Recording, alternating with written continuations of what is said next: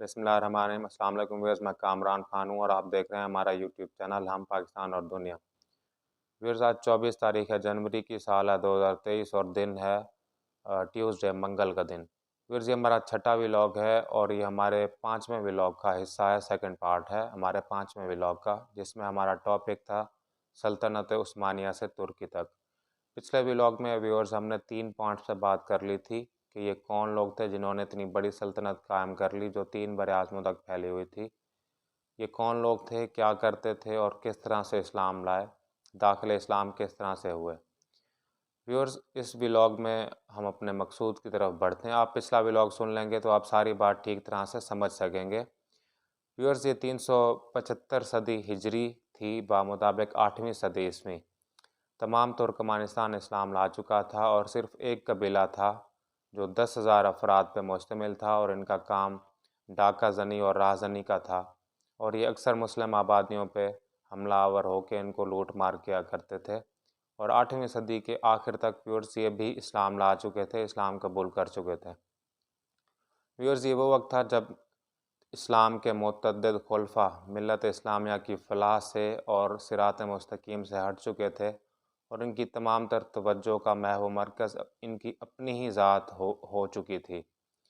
इसके अलावा व्यूअर्स, दरबार खिलाफत दरबार आलिया हो चुका था और तमाम दरबार पे खुशामद पसंद अनासर का कब्ज़ा हो चुका था। तमाम वज़ीर और मुशीर हर वक्त खलीफा की मदासराई में मसरूफ़ अमल रहते थे और ख़ुद खलीफा वक्त भी इन्हीं खुशामद पसंद अनासर को पसंद करते और अपने दरबार खिलाफत में जगह देते थे।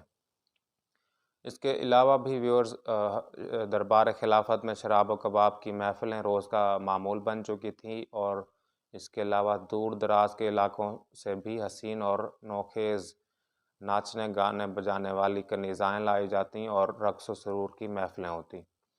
व्यूअर्स, ये वो वक्त था जब खिलाफत की तमाम तर कमज़ोरियाँ और ख़ामियाँ पूरी मिल्लत इस्लामिया या सल्तनत इस्लामिया में वाज़े तौर पे नुमायाँ हो चुकी थी और इसका नतीजा व्यूअर्स ये कि 10वीं सदी के आखिर तक तमाम तुर्कमानिस्तान के तमाम ही छोटे बड़े किलेदारों और शहरों के गवर्नरों ने खिलाफत से बगावत कर दी और अपनी आज़ाद और ख़ुद मुख्तार छोटी बड़ी हुकूमतें कायम कर लीं।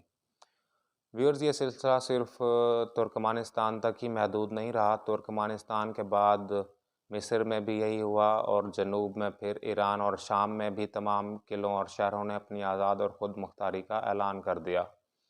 इसके बाद अफ़गानिस्तान में भी और ये सिलसिला अज़रबैजान तक जा पहुँचा। अज़रबैजान में भी तमाम छोटे बड़े शहरों ने खिलाफत से अलहदगी अख्तियार कर ली और अपनी आज़ाद और ख़ुद मुख्तार हुकूमतें कायम कर लीं।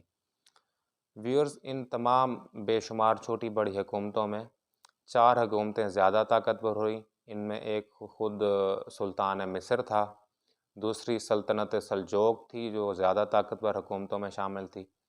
तीसरी व्यूअर्स, ख़ुद अफ़गानिस्तान में दौलत गज़नविया थी जिसका सबसे ताकतवर सुल्तान ख़ुद सुल्तान महमूद गज़नवी हुआ जिसने मुतअद्दिद बार हिंदुस्तान पे भी लश्कर कशी की थी। इस पे हम अलहदा से बात करेंगे, अपने अलग व्लॉग्स का एक सिलसिला करेंगे इस पे। चौथी बड़ी ताकत व्यूअर्स जो हुकूमत कायम हुई, ये ख्वारिज़म की हुकूमत थी जिसका बादशाह ख्वारिज़म शाह कहलाता था। इस तमाम सूरत हाल में व्यूअर्स, बेशुमार मिल्लत इस्लामिया की छोटी बड़ी हुकूमतों में फिर ये आपस में ही दस्तों गिरेबाँ हो गए और बड़ी हुकूमतें छोटी हुकूमतों को अपने अंदर ज़म करने के जतन करते रहते और इनकी आपस की लड़ाइयों का सिलसिला चल पड़ा। इसी असना में व्यूअर्स, तातारी लश्कर उठा चंगेज़ खान की सरबराही में। ख़ान आज़म इनका चंगेज़ खान था। पूरी आबोताब से इसने मुस्लिम आबादियों को रोंदना शुरू कर दिया और इसने कैसर रूम पे बाज़ंतीनी सल्तनत पे भी बड़े कामयाब हमले किए और वहाँ पे भी बड़ी खूनरेज़ी की। और जब व्यूअर्स, तातारी लश्कर अपनी पूरी ताकत के साथ ख्वारिज़म के दरवाज़ों तक आन पहुँचा तो ख्वारिज़म शाह ने दौलत सुल्तान मिस्र से इस वक्त मदद की दरख्वास्त की। सुल्तान मिस्र ने व्यूअर्स अपनी बेहतरीन ममलूक अफ़वाज के दस्ते भेजे और एक बड़ी और खूनरेज़ लड़ाई के बाद पहली दफ़ा तातारी अफवाज को शिकस्त हुई और इसके बाद ये पसपा हुए और कुछ वक्त के लिए मफलूज होकर रह गए। क्योंकि व्यूअर्स खुद चंगेज़ खान भी इसी दौरान मर चुका था और इनके बाद तातारियों में इनके अपने नए खान आज़म का मसला खड़ा हो गया, ये तनाज़ा इनके अंदर खड़ा हो गया। एक तरफ तो व्यूअर्स चंगेज़ खान का पोता था जिसका नाम हलाऊ खान था और ये बाद में इसकी खूनरेज़ी की वजह से इसका नाम हलाकू खान पड़ा और ये अपने मज़हब से भी दस्तबरदार हो चुका था। इसने कैसर रूम की शहज़ादी से शादी कर ली और इसको अपनी मलका बना लिया था और ये ईसाई हो चुका था। दूसरा इसका ताकतवर हरीफ व्यूअर्स उर्तुए ज़रीं के बादशाह खान बातू खान की वफ़ात के बाद इसका भाई सरदार हुआ बरकाई खान। ये दूसरा मद्दे मुकाबल था हलाऊ खान के। व्यूअर्स यहाँ पे ये भी बताता चलूँ कि हलाकू खान के बाद बरकाई खान भी अपना मज़हब छोड़ चुका था, लेकिन बरकाई खान इस्लाम कबूल कर चुका था, मुसलमान हो चुका था। इसकी मुलाकात एक वक्त में एक दरवेश या वली से हुई थी, तो इन्होंने बरकाई खान ने इस्लाम कबूल कर लिया। इसके बाद बरकाई खान की सल्तनत के भी हज़ारों तातारियों ने इस्लाम कबूल कर लिया था।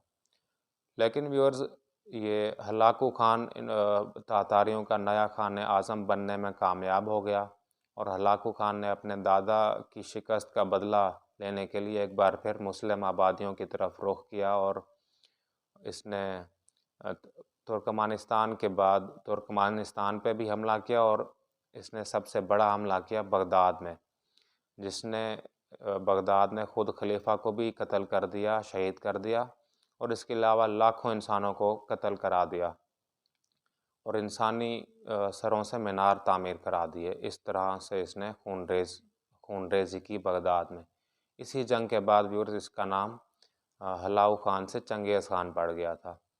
व्यूअर्स आज के लिए इतना ही, इसको हम कंटिन्यू करेंगे, मुकम्मल करेंगे अपने तीसरे व्लॉग में। आपसे आखिर में दरख्वास्त कि हमारे चैनल को सब्सक्राइब करें, इसको सुनें और शेयर भी करें। आखिर में व्यूअर्स अल्लाह हाफ़िज़ और पाकिस्तान हमेशा ज़िंदाबाद।